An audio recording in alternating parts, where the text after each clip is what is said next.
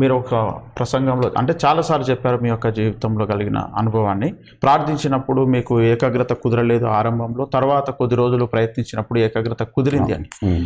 ఇప్పుడు అనుదిన మీ ప్రార్థనలో దేవుని మీద మీ ఏకాగ్రత ఎంతసేపటికి కుదురుతుంది?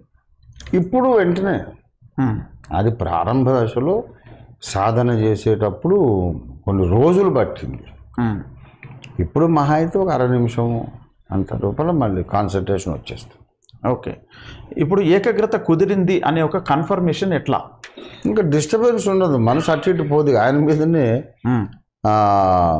కాన్సన్ట్రేషన్ ఉంటుంది. మన తలంపుల్లో ఆయనే ప్రధానంగా ఉంటాడు, మిగతావి ఏవి ఉండవు. ఇక అది ఏకాగ్రత కుదరడం అంటే. దేవుడు ఆయన ఉన్నాడు, ఇక్కడ వింటున్నాడు, చూస్తున్నాడు, నేను కూడా ఆయనతో మాట్లాడుతున్నాను, కమ్యూనికేషన్ జరుగుతుంది అనే నిశ్చయత రావడం, ఇంకా అది కదలకుండా స్థిరంగా ఉండడం, అది ఏకాగ్రత. అది ఒక 1/2 నిమిషంలో వచ్చేస్తుంది నాకు ఇప్పుడైతే. ఓకే. కానీ 50 ఏళ్ల కిందట మాత్రం కొన్ని రోజులు కష్టపడ్డాను సార్. Okay sir.